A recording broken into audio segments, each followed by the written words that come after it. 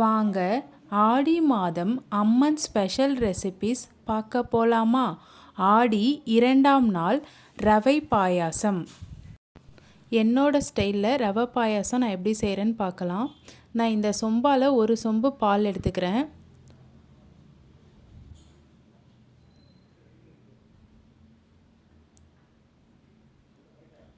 அந்த பாலை ஒரு மீடியமான அளவுக்கு நான் காய்ச்சிக்கிறேன்.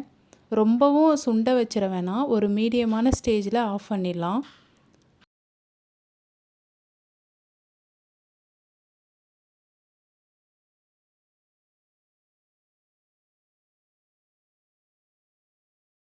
எனக்கு இந்த ஸ்டேஜ் போதும். இந்த ஸ்டேஜில் நான் பாலை ஆஃப் பண்ணிவிட்டு ஆற வச்சிடுறேன். இப்போ ஒரு பாத்திரத்தில் நெய் சேர்த்துக்கலாம்.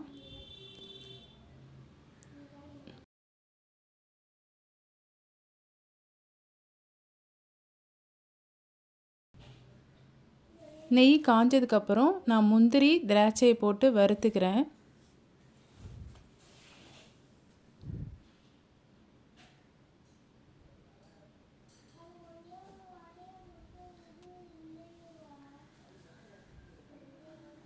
முந்திரி திராட்சை நல்லா வறுத்த உடனே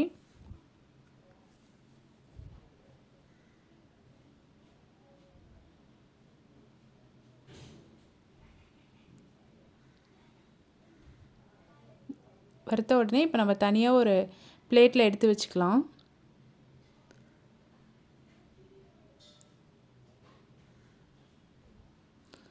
இப்போது அதே நெய்யிலே உங்களுக்கு எந்த அளவுக்கு பாயாசம் வேணுமோ அந்த அளவுக்கு ரவை எடுத்துக்கோங்க.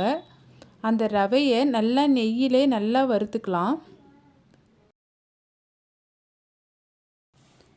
நல்லா நெய்யிலே ரோஸ்ட் பண்ணுங்கள்.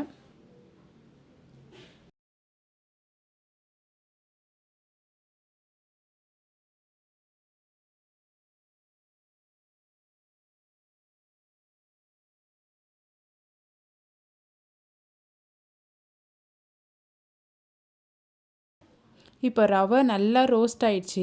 இப்போ ரவை ரோஸ்ட் ஆனதுக்கப்புறம் நம்ம எந்த பவுலால் ரவை எடுத்தோமோ அதே பவுலால் 2 பவுல் தண்ணி ஆட் பண்ணிக்கலாம். இப்போ நம்ம இந்த ஆட் பண்ண தண்ணியிலே ரவை நல்லா வெந்துடும். ஏன்னா ஆல்ரெடியே நம்ம நல்லா நெய்யில் வறுத்துட்டோம். அதனால் இந்த ஸ்டேஜ்லேயே நல்லா ரவை பாருங்கள் நல்லா வெந்து வந்திருக்கு. இப்போது மீடியம் ஃப்ளேம்லேயே வச்சுட்டு ஏலக்காய் ஆட் பண்ணிக்கலாம்.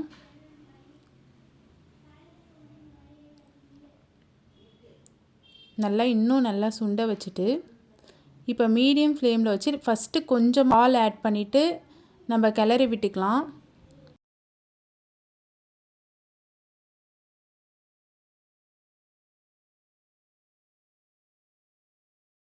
இப்போது பேலன்ஸ் இருக்க பாலை எல்லாத்தையும் ஆட் பண்ணிக்கலாம்.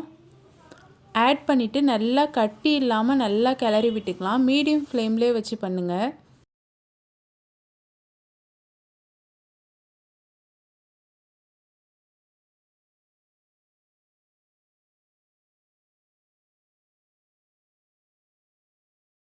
இப்போ பாருங்கள் நல்லா கிளறிக்கிட்டே இருங்க.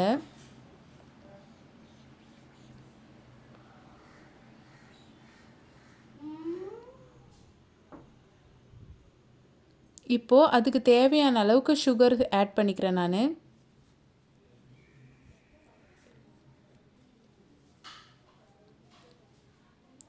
சுகரை ஆட் பண்ணிட்டு நல்லா சுகர் கரையிற வரைக்கும் நல்லா கிளறிட்டே இருங்க. கிளறிட்டே இருந்தால் தான் நம்மளுக்கு அந்த கட்டி கட்டியாக ஆகாமல் இருக்கும்.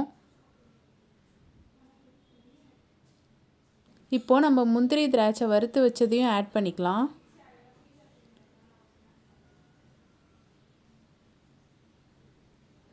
ஆட் பண்ணிவிட்டு ஒரு கொதி வந்தோடனே நெய் ஆட் பண்ணிக்கலாம். ஒரு ஸ்பூன் நெய் ஆட் பண்ணிக்கலாம்.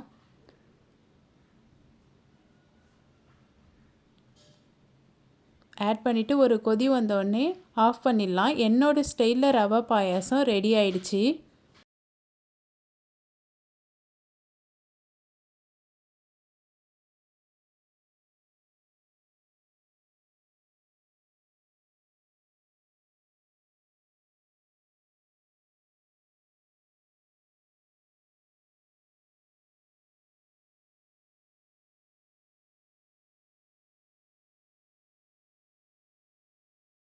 ஆடி மாதம் அம்மன் டெய்லி ஸ்பெஷல் ரெசிபீஸ் பார்க்க என் சேனலை ஃபாலோ பண்ணிக்கோங்க. டெய்லி ஈவினிங் 6 o'clock என் கூட நீங்களும் அம்மனை வழிபடுங்க. நல்லதே நடக்கும்.